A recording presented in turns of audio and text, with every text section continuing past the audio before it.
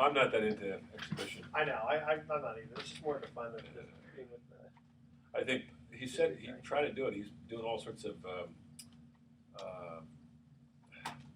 chores because tomorrow they're going either to Chicago or to New York or LA. Yeah. Yeah, he's not answering. He's just probably too busy. Oh well, said he'd try. Life is unfair. All right, well, we can have some fun. All right. We'll have some fun with the playoffs. Playoffs? Playoffs. Did you say playoffs? I did. Playoffs. I gotta use it. You gave me a certificate to someplace in Geyserville. I gotta use that one. Yeah, we. I think I've got it still somewhere. I have to look and figure out which one that is. Yeah. The Club wants to go up there. Oh, good. Good. Yeah.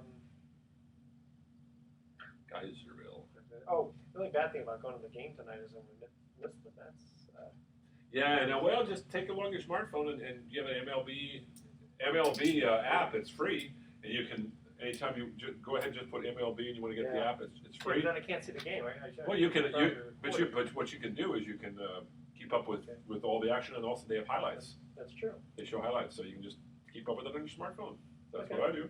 You know what? I think I will have to do that. Yeah. Okay, are you ready? I am always ready. You know me. You're a professional. You are always ready. Well, I was having such a good time in the waves today. Oh my God. I didn't think it was going to be that good. I've been out now 9 of the last 11 days. My wife's getting a little mad. She's going, "Oh, are you having fun surfing? Are you having fun?" I worked all last week and part of this week. I'll try not to have too much fun here. Yeah. That's right. Okay. Okay. Let's do it. Way we go.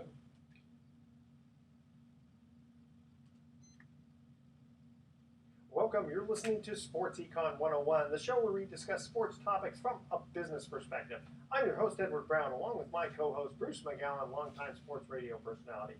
Now, today, we're going to have a guest, but we don't. So it's just you and me, kiddo. Yeah, that's right. Well, we'll talk some baseball players. It's a great time of the year, even though our West Coast Giants and A's are out of it. But I know a lot of our listeners are not from the Bay Area, so they're just as happy to see the Cubs and the Mets and the Dodgers and the Toronto Blue Jays and Kansas City. Hey, that's some good teams. Oh, yeah. Boy, great teams. It's been some really fun playoffs to watch. There's been a lot of good stuff going on. So we're going to get into that in the second segment. I want to remind the listeners that we give away vacations every week by answering sports trivia questions. And the first email we receive is going to win a free 3-day, 2-night stay at the Lighthouse Resort. And today's trivia theme in honor of baseball is baseball history. Yeah. And let's see, some of these are a little hard. Okay. And all right. For the audience who doesn't know, Bruce is quite the baseball expert. Trivia nuts. Yeah, especially trivia. So that's a nice way of. That's a more modest way of saying it. I wouldn't call myself a. You know, I'm a baseball historian, but I'm not like Roger Kahn or Roger Angel or those guys. Those guys know baseball. Going back how far? Well, I follow baseball. I mean, I know the history of the game all the way back to its origin, and I'm very well versed as to certain eras. The dead ball era, for some reason, between 1900 and 1920, has always been a favorite area of mine. Ty Cobb, Honus Wagner, Walter Johnson, that kind of Christy Mathewson. But I don't know why. I just sort of picked that particular era, and it's before my dad was even alive, and he didn't see any of those games. And did the other guys you mentioned, are they baseball historians like to that degree? Roger Kahn and Roger Angel are two of the finest sports writers around. Roger Kahn wrote the Boys of Summer about the Brooklyn Dodgers, and Roger Angel is an award-winning sports writer for the New Yorker who's been writing. He was actually a classmate of my dad's. He's 95, and he's still writing for the New Yorker. Oh, very cool. Yeah. All right, so you're listening to Sports Econ 101, and this segment of Sports Econ 101 is sponsored by Pacific Private Money, providing mortgage investments that are currently yielding over 8%. What? Yes, 8.15%. They just came out with a newsletter. Wow. Doesn't get any more conservative than that. Check them out at pacificprivatemoney.com. Don't touch that dial. Sports Econ 101 will be right back. Yeah, it's kind of wild. It's funny. It doesn't get any more conservative than I always think 8.5. That sounds pretty liberal to me. Yeah, well, that's true. No, but I mean the conservative of because the loans that they're doing mostly first mortgages, a couple of seconds, mostly first, and the loan to value is about 60%. So it's about most conservative out there. Yeah, we're not getting any bites on our house, which it doesn't really bother me that much because I'm thinking we haven't even come close to buying a place, so I'm saying, hey, we'll figure it out. I think probably in the spring is more likely. A lot of people don't like living up on the hill too. It's an inconvenience. I have to go back over there today and pick up something. I got to drive all the way back into Fairfax, drive up the hill. You know, it's kind of a pain. I mean, I don't mind it, but some people do. You know, I'm kind of that way. It took me a while to like when we were first looking at our house. Yeah. But it's nice. It's quieter. It's safer. Yeah. It's more off the beaten path. You know, you get up in the morning, you don't hear traffic. You don't hear lots of noise. It's really nice. No, just getting into Fairfax can be hard. It can be. I always take Central in, Yeah. and then if the traffic is on Central, I take the little I can go to the side roads I can get in.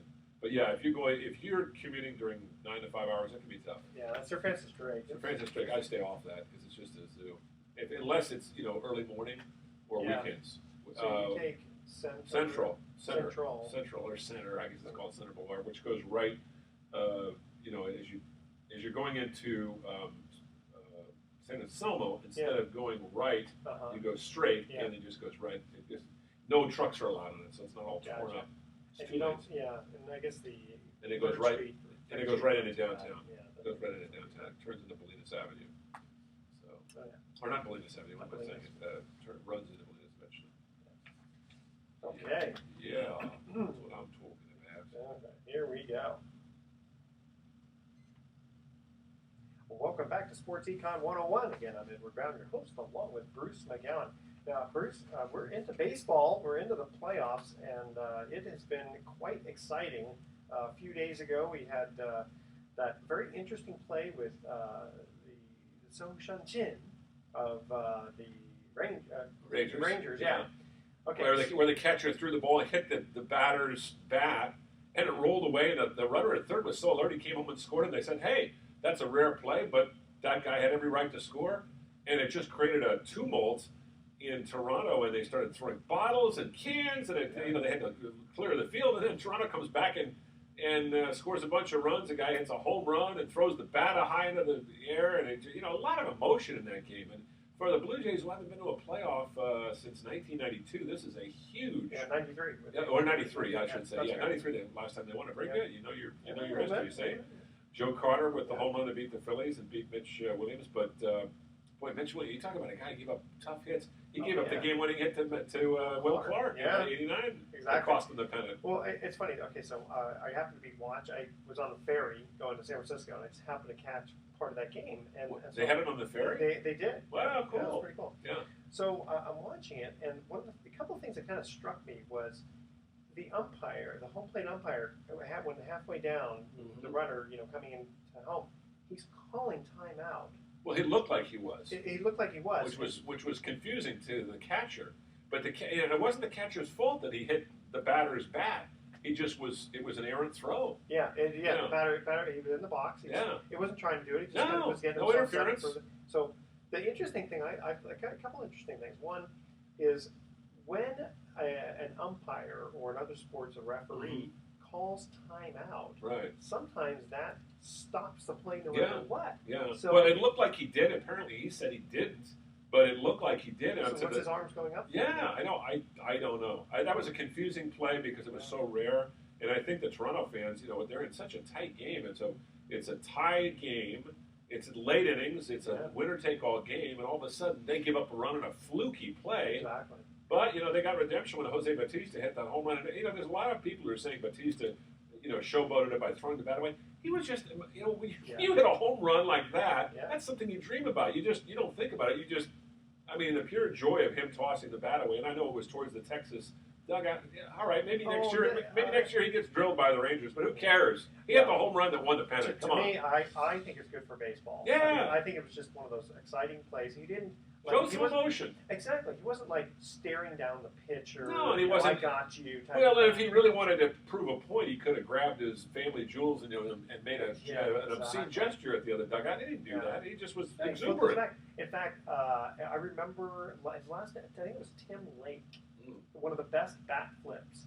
Oh, is that right? Yeah. Tim Lake. Catcher for the Cubs or Cardinals. The Cardinals, and it was against, I believe it was against the Giants. And he had a game-winning homer? He gave a game-winning homer, and he was right-handed. He actually flipped it with the right hand. Jose, for some reason, did it with the right hand. And it just sort of end over end? Yeah, it was just sort of this flip, like walk-off homer. That's it. I got it. Yeah, walk-off homer. Yeah. And again, I didn't care for it because it was against the team I was rooting for, but it was just such a cool, neat thing. I just thought it was really cool. Well, it capped off, Bautista's homer capped off the most bizarre inning I think we've ever seen. It was an hour, almost an hour long. Well, the funny thing is that, so the Rangers score on a fluke run. Right, and then they give up. And then the wheels come off them. Yeah, three errors. They have nobody to blame but themselves. I mean, and blowing a 2-0 lead. You know, you have a 2-0 lead going home, and you can't finish it off. It's like the Giants in 2014 or 2012. They went into Cincinnati. They needed to win all 3 games, and they won all 3 games at Cincinnati. Yeah. In this case, Toronto at least got a home game, but the Giants didn't get that 5th home game. And then they came back and beat St. Louis. They were down 3-1 in that series. So, you know, there's been some drama. I've loved watching the Dodgers with Kershaw. Exercising the demons, so to speak, by finally winning a big game. And, you know, the Mets, or not the Mets, the Cubs, though, with their youth, they remind me a lot of the 1969 New York Mets, who were young. Mets, sure. Well, and then you think about it, the Mets didn't have any superstars. They had guys like Tommy Come on, they had Ron Swoboda. Yeah, well, that's what I'm saying. A great catch. They had Ron Swoboda, Cleon Jones, Tommy Agee. I mean, Don't forget Nolan Ryan. Nolan Ryan. That was the only World Series he ever won. That's right. And, Tom Seaver, Jerry Kuzman, Gary Gentry. They had some good play. Bud Harrelson, Eddie the Glider Charles down at third. I know, but can you imagine going against Brooks Robinson, God. Powell, I know. McNally? Well, and think about it, the Baltimore Orioles during that time, 69, 70, and 71, they went to the World Series 3 times in a row, and they lost 2 of them. Yeah, because of the Pirates in 71 with Clemente. Remind me very much of the A's of a later vintage when they went to 3 World Series and only won 1 in 88, 89, 90. The Dodgers beat them and the Reds beat them, and then, of course, they crushed the Giants in between. Of course, before that, though, in the 70s, 72, 73, before they won it all. Won it all 3 times. Yeah, well, you have to win it, I think, 2 times at least and be in 3 World Series to be considered a dynasty. Look at the Big Red Machine. They won it in 75 and 76. Even Atlanta, which I rooted for them. They won it once. But they did go 6 times. 6 times to the World Series. Didn't they win their division like 13 years in a row or something? Something ridiculous like that. Yeah, they were in the playoffs from 1990 until 2002. 13 years in a row. Yeah. And I remember, when we were, a little bit younger than you, but when we were kids, Atlanta never had a good team. No, they didn't have good teams in the 70s and really didn't have good teams in the 80s either. It seems like Dale Murphy was the only good player they had. Pretty much Dale Murphy and Bob Horner. You remember the big blonde power hitter? Sure. And Phil Necro, the knuckleballer. Yeah.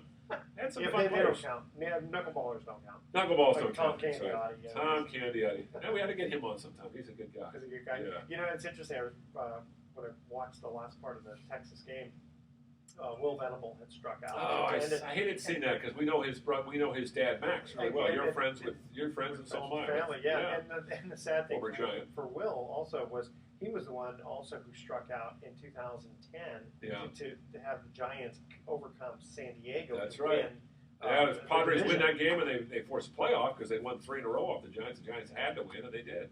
Yeah, Will's had a good career, but boy, to strike out the last. Of course, there was nobody on base, and you're down by 3 runs. Oh, so and it's not like he came in as a pinch hitter, so he has really nothing to do with the game, with the losing. You know? I'm telling you, the team I think to watch is right now Chicago. They are playing so well. Well, how many people are? I mean, it almost seems like everybody in this. When I say everybody, you know what I mean. Everybody's rooting for him. Sure, because they haven't been there so long. Well, exactly. 1908 is the last World Series they won. 1945 is the last World Series they participated in. And of course, there's the famous Billy Goat's curse, where a gentleman walked into Wrigley, I believe it was in 46 or 47, and had a Billy Goat with him, and he wanted to bring it in. It was his pet, and the gatekeeper said, "No, you can't bring that Billy. I'm putting a curse on your team." And somehow the writers got a hold of that. Between that and Steve Bartman. I read about Steve Bartman, by the way. And for those that don't know, Steve Bartman's the guy that interfered with Moises Alou, kept an inning alive at Miami, scored a bunch of runs after that, won the game, won the next day, and knocked the Cubs out of the championship series and a chance to go to the World Series.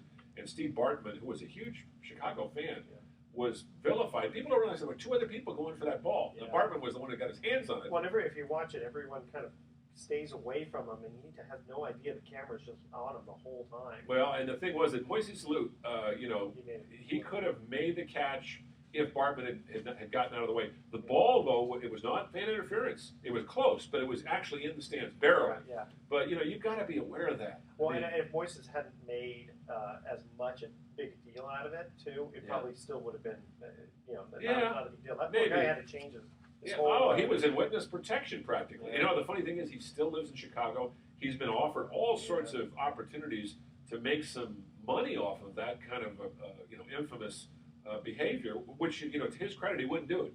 And I'm glad for his sake he hasn't. He's maintained a low profile. Sounds like a really good guy. I thought he actually had to move out of. No, he actually stayed in the area. He did get some death threats, but I don't think anybody was serious about it. I hope not. Okay. All right, we're going to cut to our first commercial break again. They're talking baseball history here. Baseball.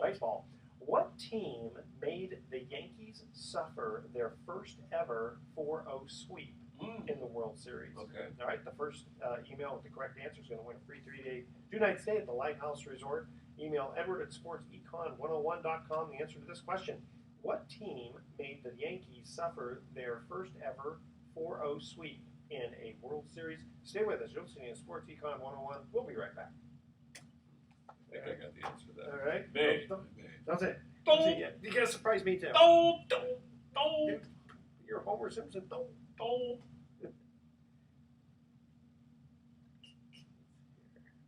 It's so weird having a college football game on a Thursday night.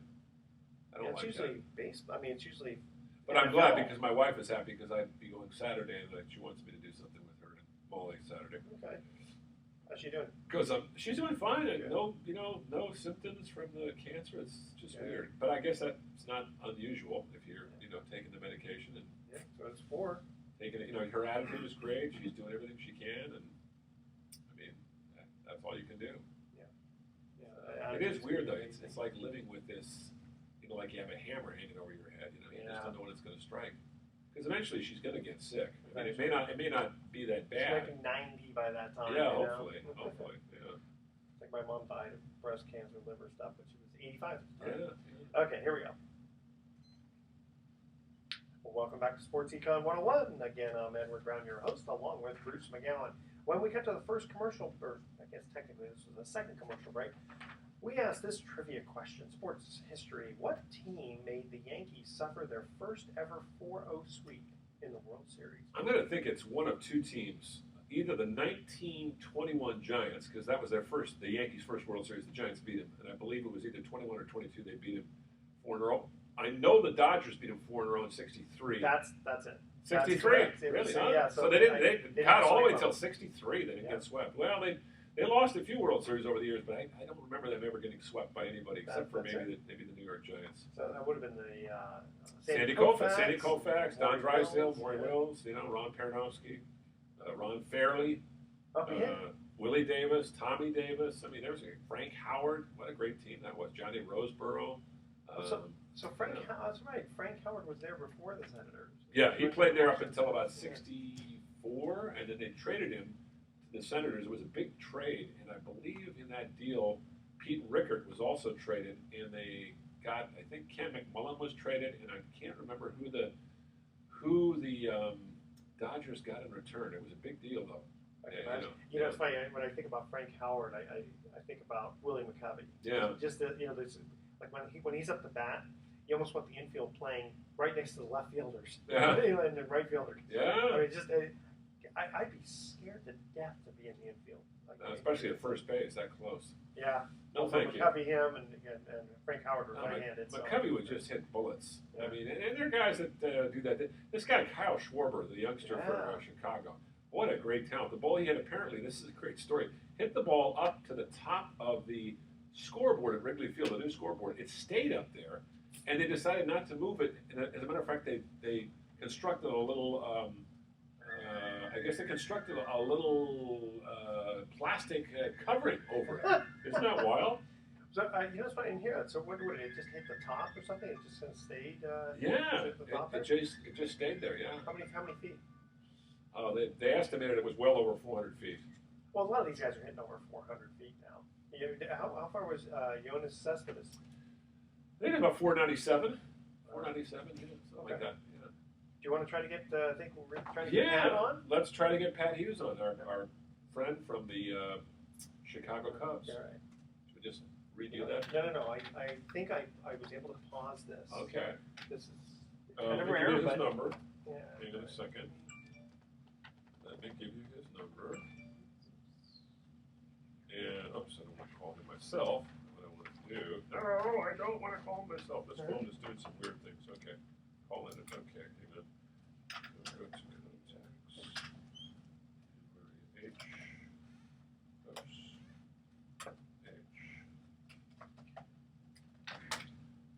H. Okay. Okay, I forgot to do a stop the clock. That's okay. Okay. That's all right. All right. So it's anytime you're ready there, let me know. Yeah. Yeah, it'd be good to talk to. Okay. All right. Oh, he's calling me back again.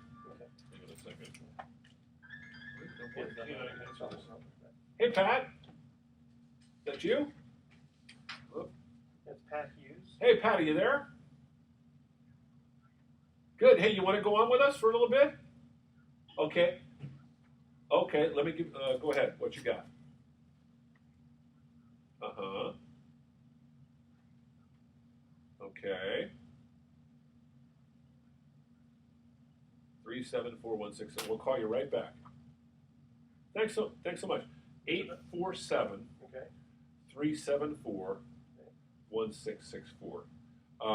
That's better because that's a landline. Okay. And, Yeah. and he's the He's the radio voice of the Cubs. He's in his 20th year. Yeah. Wow.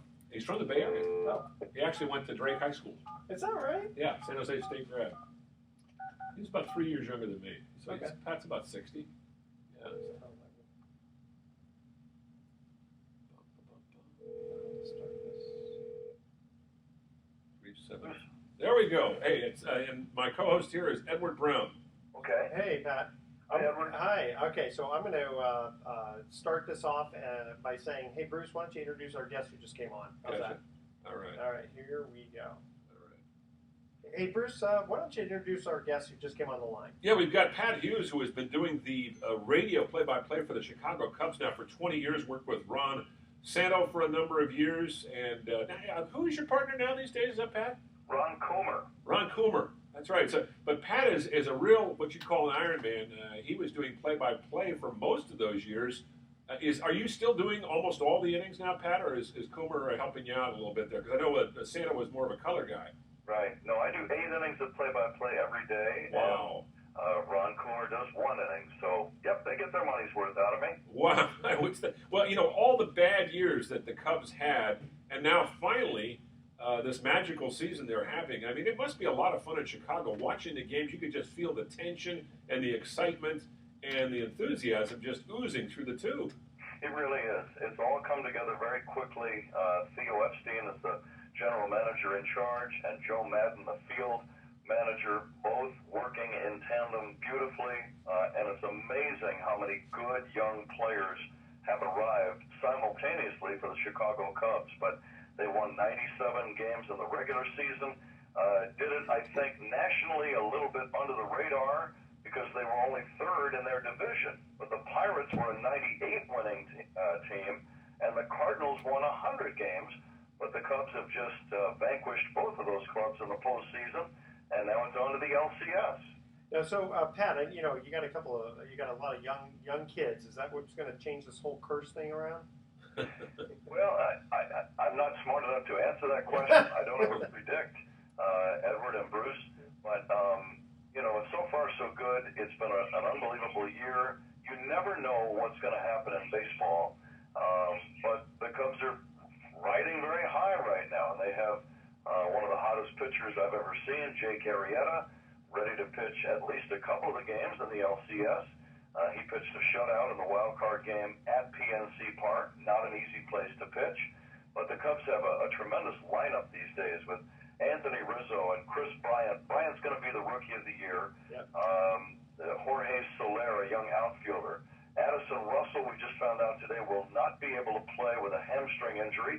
But the guy that replaced him a couple of days ago, Javier Baez, had a pivotal 3-run home run to beat St. Louis. But, again, it's just amazing how many good young players the Cubs have. You know what's fun to watch too is the way Joe Madden manages, and I only dealt with him a few times when he was with Tampa, but he seems like such a likable guy, an interesting guy, somebody that you just love to sit down and have a beer with. I mean, is he that much fun to deal with on a regular basis? You get to know him obviously from an insider's point of view because you're traveling with the club and you're part of the team, but he just seems to be one of the most agreeable managers. A lot of managers are kind of, crusty, sort of standoffish. He's not that way at all. No, he's down to earth. He did not play big league ball. He played minor league ball. I think that's one reason for the humility. He knows how difficult the game is to play, but he's been around forever as a coach. He worked for the Angels for a number of years as a coach, then became a manager at the big league level in Tampa, did miraculous things with Tampa in the same division as the Yankees and Red Sox, and he actually took Tampa to the playoffs, I believe, 6 times in about a 9-year run. So, yeah, he's a great guy. I love Joe Madden. He's fun. He's down to earth. He's the smartest guy in the room, but he never makes you think that he thinks he is. He's always looking ahead. And certainly it's important. Now, this is an unusual comment, but you have to stay with it. It certainly matters who the starting pitcher is for your team every single day. But for Joe Madden, for some reason, it doesn't seem to matter quite as much. Interesting. He knows how to use those young guys, too. And usually with a young team, impressionable athletes, even if they have talent, they're going to, when they get to the really critical games, they're going to have some yips, they're going to have some problems. The thing that impressed me about the Cubs is they didn't really have that down the stretch. And I noticed there was a series, I think in August, early August, when the Giants were still in the race out here in the West. They went into Chicago and got swept 4 in a row. And I just thought to myself, wow, that doesn't happen too often. And that was a sign to me that this might be a special year for the Chicago Cubs. And I remember that series vividly, Bruce, and you're right. Here the defending world champion Giants came in. I think the Giants actually led in the wild card race at that time by a half a game or a game and a half. And they left town, and I don't know if the Giants ever really did recover. No, they did. They did. That was the beginning of the end for them, really. I mean, they had some injuries, but the Cubs just, I remember Schwarber just took off. What a beast. Yeah, now what's the story on this young kid? I mean, he looks like a middle linebacker, a football player. Actually, he played some football, didn't he? He was all-state in the state of Ohio, where football is huge, from a town called Middletown. Named because it's halfway between Cincinnati and Dayton, if you're familiar with that part of the country. He was an all-state linebacker. He played baseball in Indiana. He was the first-round pick just last year. He has only been in professional ball for, 16, 17 months now. So he's got a tremendous swing. I was there when Tim McCarver went up to him in the Cardinals clubhouse about a month ago, and he said, "Young man, you might have the quickest hands and the quickest bat of any left-handed hitter I've seen since Billy Williams back in 1961. Wow. That's high praise indeed. Speaking of Schwarber, I don't know if you heard it, but you must have heard this story. Apparently he hit a ball on top of the scoreboard, and they decided to leave it up there and encase it in plastic. Is that right? That was yesterday, or 2 days ago. It was against the left-hander Kevin Segrist of the Cardinals. Towering drive. I did not know where it landed. I thought it went over the brand new video board in right field, which would be a monstrous home run. As it is, it hit the very top and somehow ricocheted just perfectly around to actually settle on top of the board. It's probably something that would happen to about 1 out of every 1,000 balls you hit. And it was just a quirk. It was an oddity, but it should be noted that a week earlier, at PNC Park against Garrett Cole, the fine Pirate right-hander, Schwarber yanked one all the way into the Allegheny River on the fly. How many feet is that? I'm sorry? About how many feet would that be? I think it went about 460 feet, they measured. You know what that reminds me? When Jose Canseco hit a monstrous home run in Toronto, and they ended up changing the color of the seat. Up in the third deck in the playoffs. Close to 500 feet. 1989, yeah. I wouldn't mind if they changed the color of the Allegheny River. Hey, I gotta tell our listeners one thing about Pat before we take a break. Pat Pat went to San Jose State, so he's from our area, and I believe you're from Marin County. Is that right, Pat? I'm from San Jose.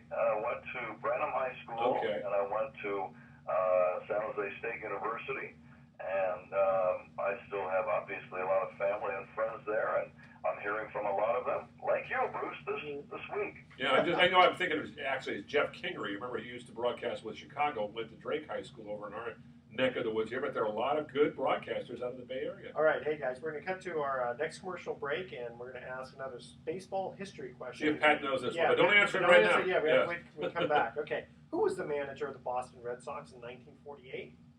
The first email with the correct answer is going to win a free 3-day, 2-night stay at the Lighthouse Resort. Now, why are you asking that question? 1948. You just thought you'd throw it out there. Okay, all right. Email Fair enough. sportsecon101.com. Well, because you might be surprised. They actually, well, 48, 49, they had some pretty good teams. All right, stay with us. You're listening to Sports Econ 101. We'll be right back. That's true. Okay. All right. All right. I don't know who it was. We just save the file here, Pat, and then we'll get right back to you.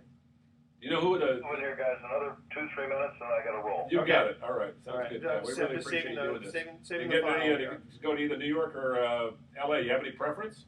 Nope, not at all. And I know people say, oh, come on. Nope, I really don't. Either one is fine, and I just know I have to travel. Our plane leaves at 10:30 in the morning, and wherever it goes, I'm ready for game one on Saturday night. I kind of hope it's Los Angeles, only because I think the Dodgers would be more interesting against the Cubs than the Mets. But that's just me. It's a longer flight to LA, I know that. There you go. Think selfishly. We play the Dodgers, we won't get back until about 4 in the morning on Monday. So now that I think about it, New York. On the Mets. Let's go Mets. Yeah. New York's more fun of a town to stay at too. Today's October. All right. How's the weather back there? It's chilly, but it's fall. It's October. It's like 60, windy. Well, I've been out, Pat. I've been out 8 of the last 10 days surfing. It has been unbelievable out here. The heat and the surf has just been tremendous. Now today, it's cloudy, it's cool, but there were waves. When I called, I think I left a message for you just about 2 minutes before I went in the water. Do not ever go surfing in the Allegheny. If even possible. Yeah, you probably come out of there with cryptanosis or something. Cryptanosis? I don't know. One of those disgusting. I get trigonometry. That's what I get. Trigonosis. Okay. All right. So it's just a couple seconds. Let's save the file here. 20 years now, Pat. That's great. Congratulations, man. 20 and 12 in Milwaukee, 1 in Minnesota. Oh, you did the Twins too. I didn't know that. 12 with Euchre, 15 with Santo, and no sanity left. Yes. Euchre. That we should talk about Euchre and yeah. Santo. Okay. Those are 2 real characters. All right, here we go. Okay. Well, welcome back to Sports Econ 101. Again, I'm Edward Brown, your host, along with Bruce McGowan. When we get to the second commercial break question about baseball history, we asked this question: who was the manager of the Boston Red Sox in 1948? I'm going to guess that it was somebody like Pinky Higgins. No, he was. Pat, do you know the answer? Let me try Joe Cronin. Well, you have the first part right. Joe McCarthy. Joe McCarthy, who had managed the Yankees before, and of course the Red Sox almost beat the Yankees. They went into New York, needing 1 win the last weekend of the 1949 season, lost both games, and the Yankees won the pennant that year. Didn't he manage the Giants too? Joe McCarthy. No, I don't believe he did. Who am I thinking about in the early? You're thinking of John McGraw. John McGraw. That's who I'm thinking of. Okay. I mean, and John McGraw had a long run. American League end in a tie between Cleveland and Boston, and there was a 1-game That's playoff. right. That's right. Lou Boudreau, who was, I believe, a 24-year-old player manager for the Indians, went 4 for 4 in a famous game at Fenway. Boy, that's good. That's a good memory, Pat. It was before both of our times, but I'd forgotten about that. And that's the last time Cleveland won a World Series. Well, you know, remind our listeners who are. We're talking with Pat Hughes, who's the longtime voice of the Chicago Cubs. Now, Pat worked with Ron Santo for many, many years, and before that, Bob Euchre with the Milwaukee Brewers. Tell us a little bit about Bob Euchre. Yeah, what was it like dealing with Bob Euchre? Bob Euchre, what a character! I mean, must be in the front row. Yeah, I mean, you kind of had to play the straight man with his humor, huh? Right. Well, we only have a few minutes left, and to answer that question, I would probably need about an hour. It was fun. I learned a lot. I laughed a lot. I feel like I learned a tremendous amount about baseball.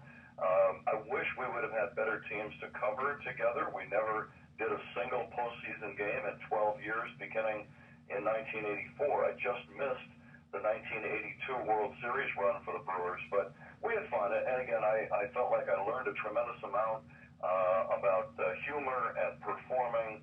I got to meet a ton of famous people that I never would have met otherwise had I not worked with euchre. People like Henry Aaron and Mickey Mantle and Bob Costas and Tom Hanks and Bill Murray, just to name a few. But they would come over, they would want to meet euchre, and there I was sitting there, and Bob would introduce me. So I got to know a lot of people, meet a lot of people, and it was a lot of fun. And then you got to work with Ron Santo, who, of course, is one of the great characters of baseball. Great third baseman, great player. I mean, Bob Uecker was just a part-time player. Santo was a legitimate all-star, and should be. Is he in the Hall of Fame, or he didn't quite make it, did he?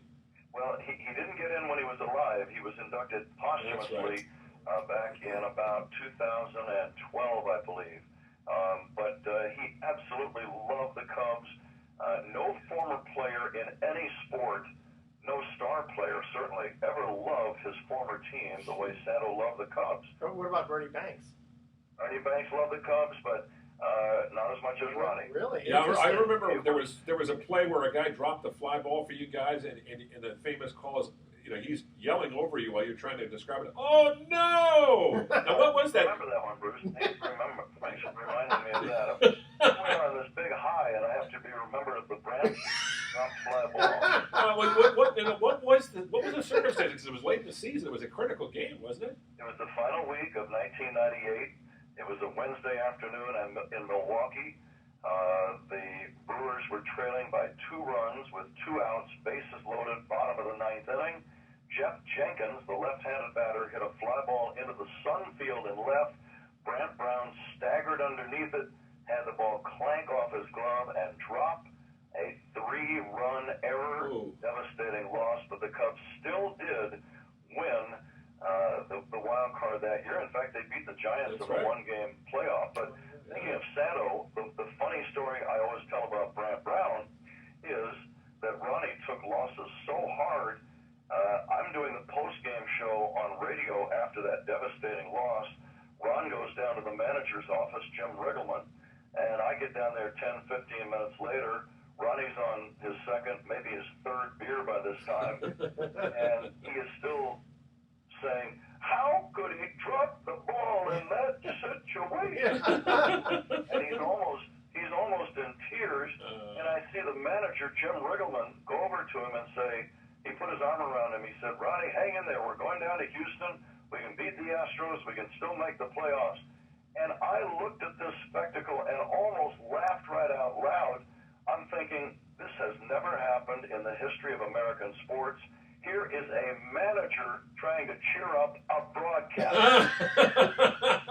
Well, on that note, we should let you go because I know you're real busy, and we appreciate you coming on last minute. Good luck with the Cubs. I'd love to see them go all the way, and what a great story that would be for you, too. All these years of service with the Cubs, 20 years. And you finally get a World Series ring. Yeah, you might get that World Series ring, Pat. How about that? Yeah. How about that? Very good, guys. Bruce and Edward, I enjoyed being with you, and thanks for the time. Thanks very much, Thank you so much. That is one of the great guys in baseball, Pat Hughes, who, of course, 20 years with the Chicago Cubs. I mean, imagine all the bad baseball he's seen for that many years. And that Brant Brown play back in '98, I'll never forget that because they kept replaying it over and over and over. And one thing that Pat always had to do was, he had to make sure he stayed with the call. Ron was one of those guys who would yell in the background. And sometimes he would have the mic on, and there's a fly ball to deep left field. I'm trying to do my Pat Hughes impression. There's a fly ball to deep left field. Oh, no! That's trying to describe the play. But Ron Santo was a wonderful guy. I got to know him slightly. Whenever the Cubs would come to town, I'd do an interview with him. Just a sweetheart of a guy. And you talk about a guy who fought through some really tough health issues. He had diabetes, lost one leg, then lost the other. Just kept up his positive attitude and kept showing up to the games right up until the end. Great guy. Reminds me of Jim Otto. He lost his leg. Yeah, and he's still hanging in there. Jim Otto is, let's see, how old would Jim be now? 74, 77, something like that? No, I think he's older than that. Yeah, he was a rookie in 1960, so 1938, 77 years old. Yeah, he's lasted a long time for a guy he's been on the operating table probably about 50 times. The All-Pro center for the Raiders for many years and a Hall of Famer. The Raiders' first Hall of Famer, as a matter of fact. Is that right? Well, Ron Mix technically was a Raider, and he was technically the Raiders' first Hall of Famer, but a first long-time Raider was Jim Otto Gotcha. to enter in 1980. Yeah, and nobody deserved it more. It's funny because I think about how I'd love to do play-by-play, but I'd probably be a little too much like Ron Santo. Oh no! Holy smokes! What was he thinking? You have to be careful. That?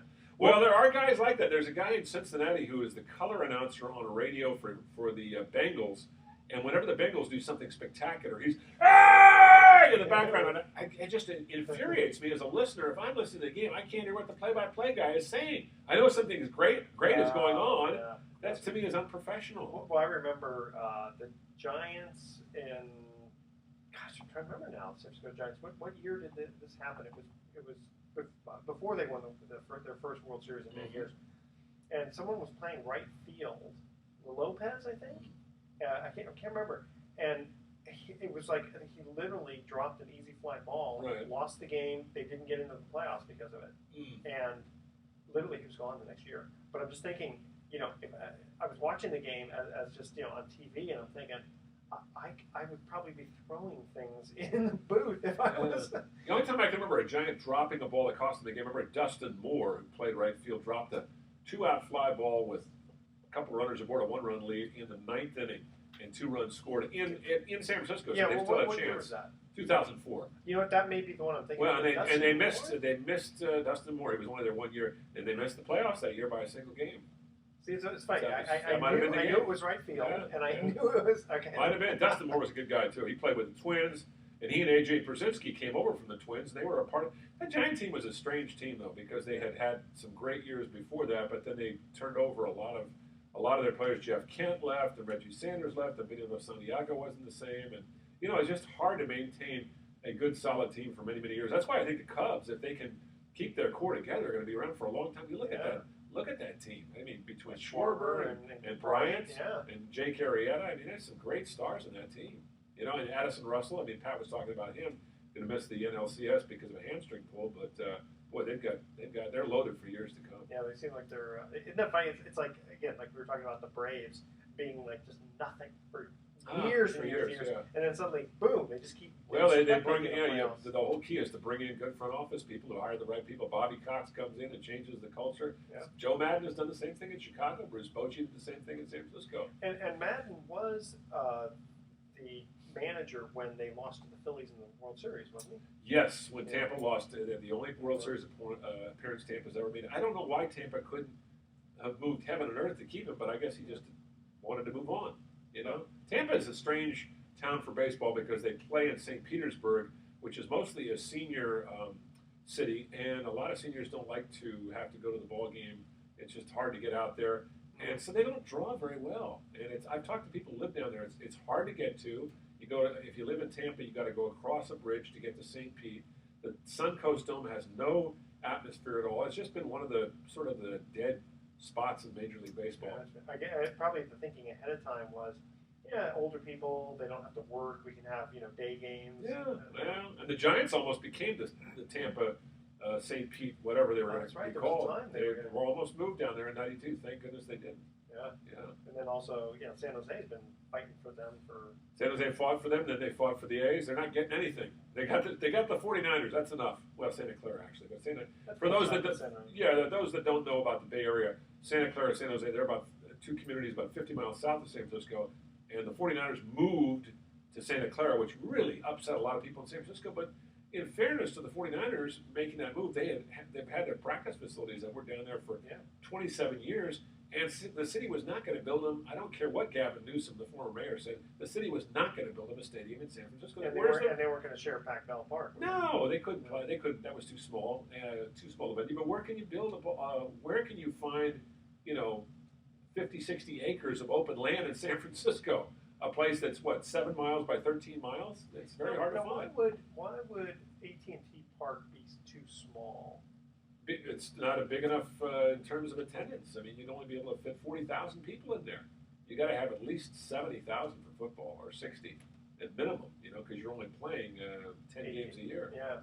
You want to maximize your crowd size. So but during the wintertime, there's no.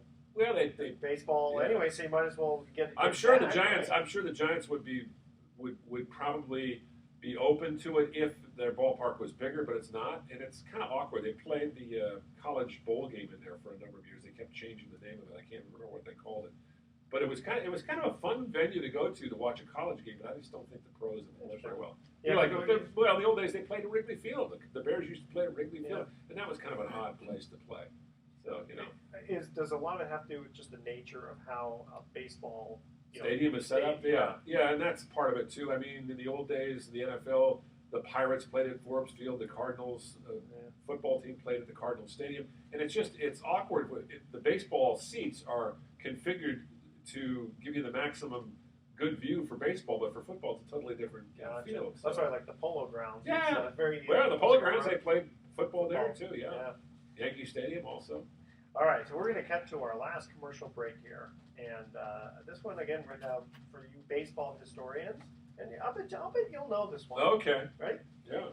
What player incited a riot during the 1934 World Series? Oh, I know that one. See, I knew you'd know that one. Yeah. How did I know you'd know that? Yeah. Pretty good. Okay, the first email with the correct answer is going to win a free 3-day, 2-night stay at the Lighthouse Resort. Email Edward at sportsecon101.com and the answer to this question. What player incited a riot during the 1934 World Series? When we come back, Bruce says he knows the answer to that. He'll give us the story as to why a riot broke out. Stay with us. We're going to have some closing comments on Sports Econ 101. Don't touch that dial. Okay. Yeah, we're almost done. Hey. Your other guy's probably here. Not yet. It's only 3:15. We're doing good. Good. We are doing good, as they say. That was very nice having Pat. He was good. Yeah. Very good. Now we can get him on there. Yeah, I'm sure. Yeah, because I can only imagine how busy he is right now. Yeah, he said he'd do it, but I guess he just was running around. Sure. Just got to get ready for the next game. Yeah. Yeah. If I were in his shoes, I'd probably want New York too. It's a little closer. Oh yeah. Who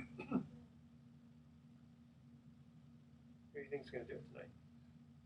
Tonight, I think the Dodgers are going to win. I don't think Greinke's going to lose two at home. Yeah. I agree with you. All right, let's close. Okay. Close this bad boy up.